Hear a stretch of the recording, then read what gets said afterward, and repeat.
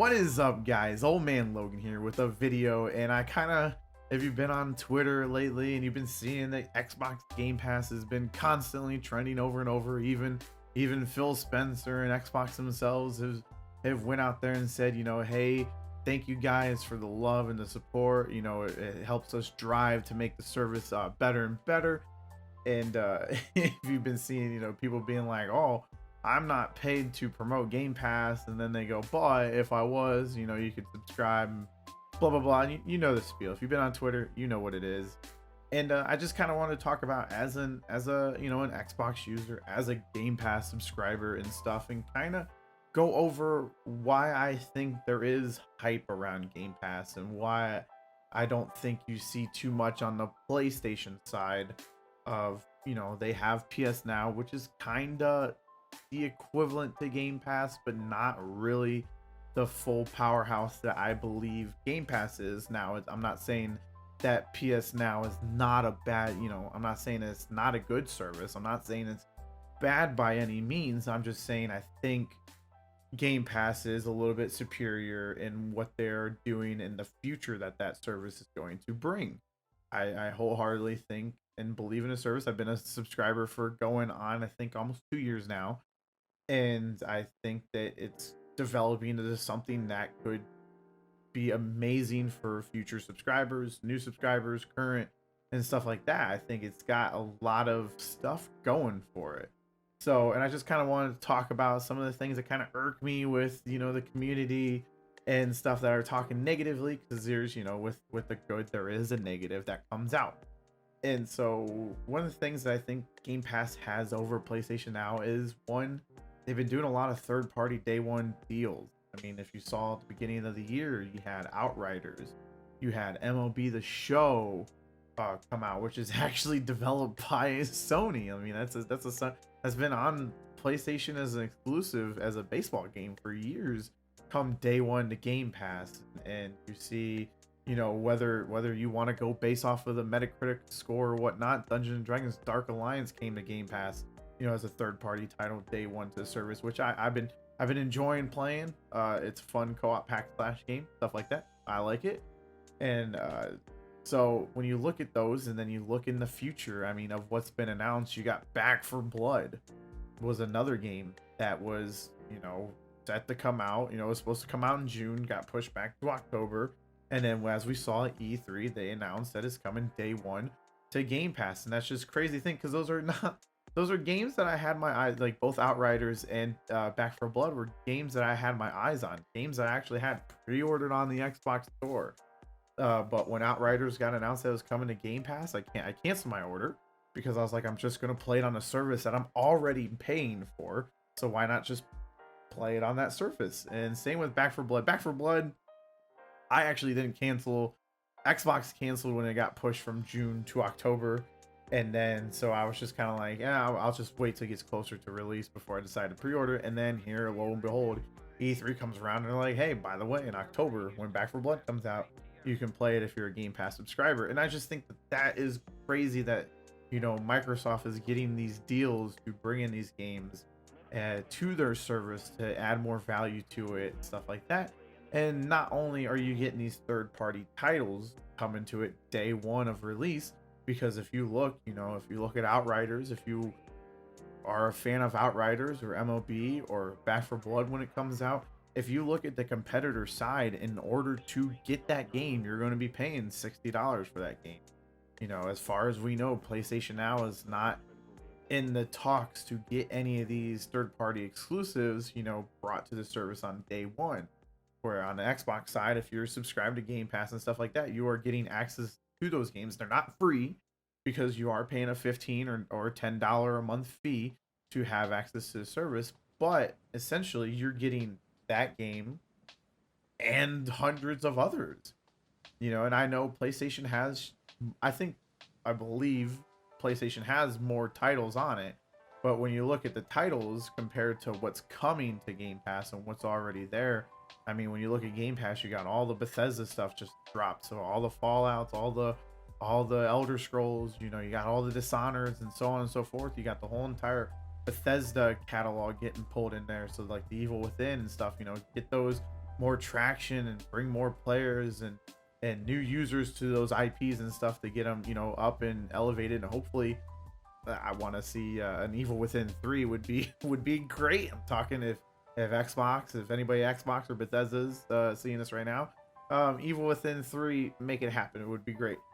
But so you're just looking at, you know, got all the Halos. So when Halo Infinite comes out, that's going to be, you know, if you're not a Game Pass subscriber, that's going to be a $60 game that you're going to have to pay. Now, the multiplayer is going to be free across the board, but if you're wanting a campaign and stuff like that, it's going to be $60. Same with Forza 5, or Forza Horizon 5. I've been actually getting into Forza Horizon 4 and playing that a lot. And so I'm kind of, it's pumping me up for Forza Horizon 5. So that's going to be another game that it's going to be $60, but I'm a Game Pass subscriber. So it's like, I don't have to worry about it. Day one it comes out. Actually, you can actually pre-install the games now. So when they come out, it's boom, it's right there. It's ready. It's on the system. It's ready to go.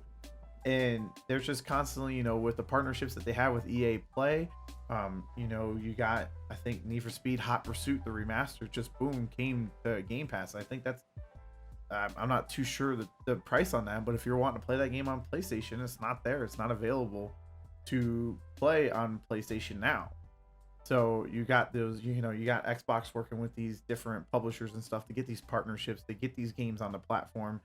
And I think that that's just great. And not only are you getting these third-party titles that are coming day one to the platform, you are also getting their, you know, Xbox's just exclusives. You got, you know, next year you're gonna have Starfield whenever that comes out. Whenever the next Fallout comes out, you're gonna have that. Whenever Fable, whenever like whenever Elder Scrolls, I mean, if they do another Dishonored, the Outer Worlds 2, you just got these massive games that are going to come to this platform, and that's just stuff that we don't even know about release dates. When you look into next year with Redfall and Stalker 2 and so on and so forth, you just have a plethora of games from starting here in July with Microsoft Flight Simulator and The Ascent to August with Psychonauts 2, which is going to be available on other platforms. It's going to be on the other platforms and stuff like that, but if you're looking to get it on PlayStation, guess what?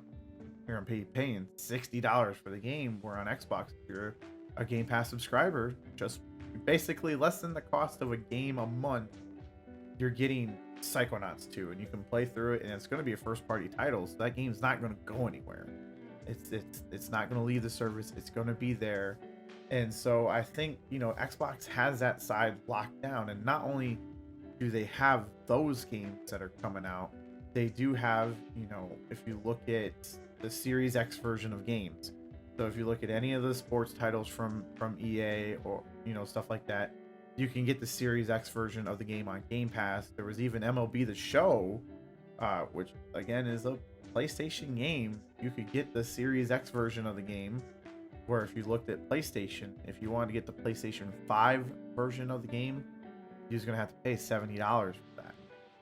And that's crazy. Sony's own game cost more on their own platform than it does their competitor. I mean, I feel like I should not be thinking that I'm crazy when I'm saying that.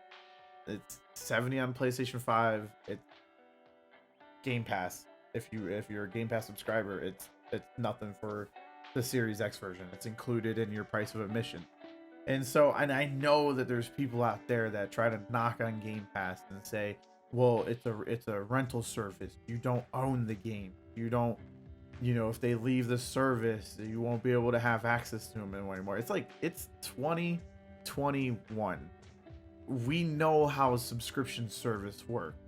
There's Netflix, there's Hulu, there's HBO, there's like Disney Plus, there's Paramount Plus, there's Peacock. I mean, there's so many different streaming services and stuff like that, and if you look at those as like rental services, like, you know what you're getting into. When the movies or the TV shows leave the service, you can't watch them anymore. But the nice thing about Xbox, in which we know this, we as consumers, we as Xbox, you know, Game Pass subscribers know what the service is and what it entails, and we know what we're getting ourselves into.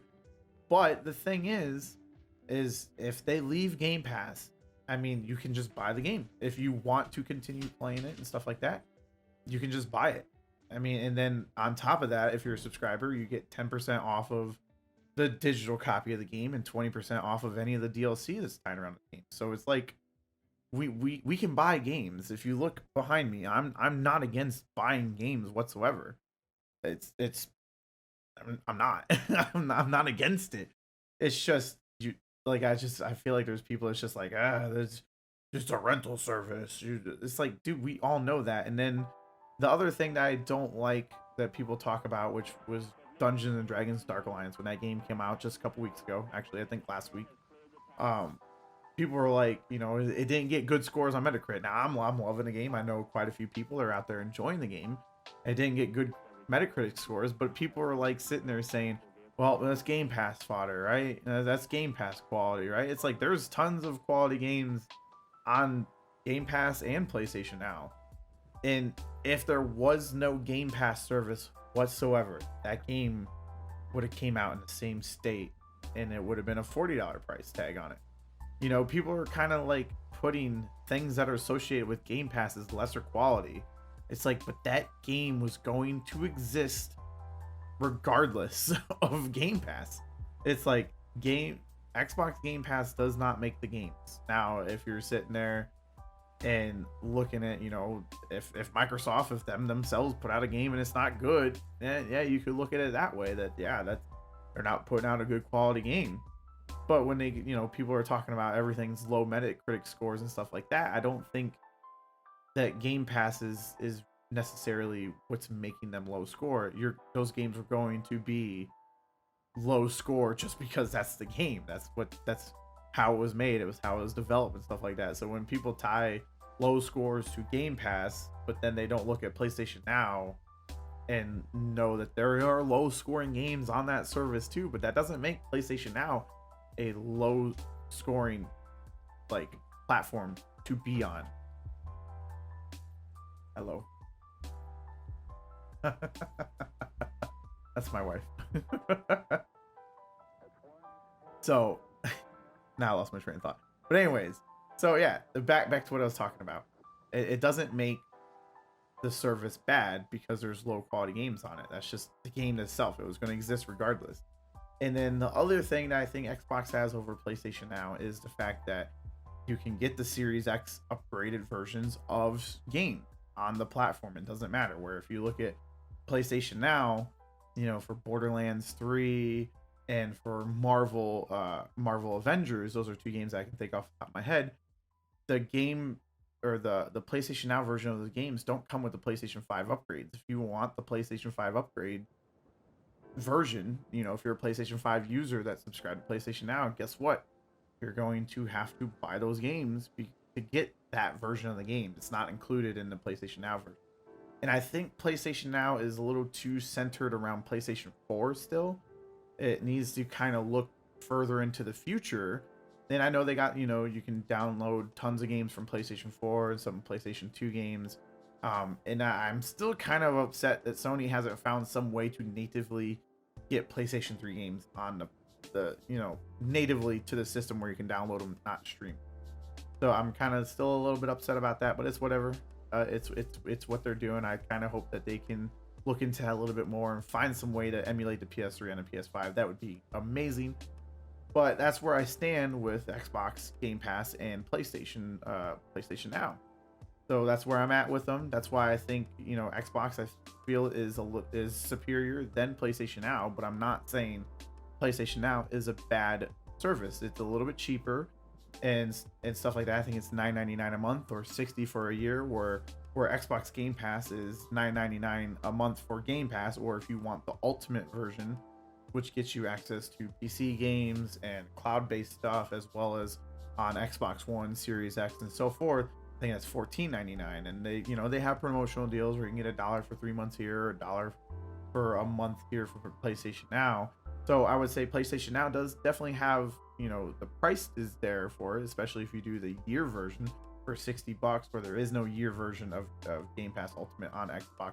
It's just the monthly price on it. So PlayStation Now would win on the price side, but I've saved, I think, $300+ being subscribed to Game Pass Ultimate. So that, I feel like I'm getting the value from what I've spent on the service this year for sure. Because I'm at $15 a month. I don't have any promotional deals going on right now, and I'm more than happy to pay that to get the access to the things that I can get. But they're both great services. It's just, what are you looking for in it, whether you're looking for PlayStation Now or stuff on the Xbox. And where I think if PlayStation Now, if Sony could find some way to get some third-party day one deals to the platform and get them PlayStation 5 upgrades as well, I mean, come on, that would be things that they need to be looking for their consumers on that platform. And then dropping their exclusives on that service, it would put them neck and neck with Xbox for sure. It might actually even put them above, because Sony does have great first-party quality titles. Imagine if instead of spending $70 on Ratchet and Clank, you got it day one on a service you were already paying for. I just think that would just be, that would be amazing. But anyways, so what do you guys think? Are you an Xbox Game Pass subscriber? Are you a PlayStation Now subscriber? Are you happy with the service of your choosing? And what do you think each side, because every side can be better and work towards putting more features and stuff into the platform. But what do you guys want to see out of either or? Do you like Xbox Game Pass better? Do you like PlayStation Now better? So just leave your comments down below. Let me know. Hit the like button if you like the video, somewhere down here. The subscribe button too if you want to see more videos and stuff about me talking about things. And in the link down below, there is a link to my Twitch channel where I stream almost daily. I'm playing Dead by Daylight right now. I'm just kind of in a Dead by Daylight groove, surviving with friends, playing as killers, stuff like that. I love Dead by Daylight. And yeah, so guys, hope you enjoyed the video, and I'll check you guys out next time. Peace.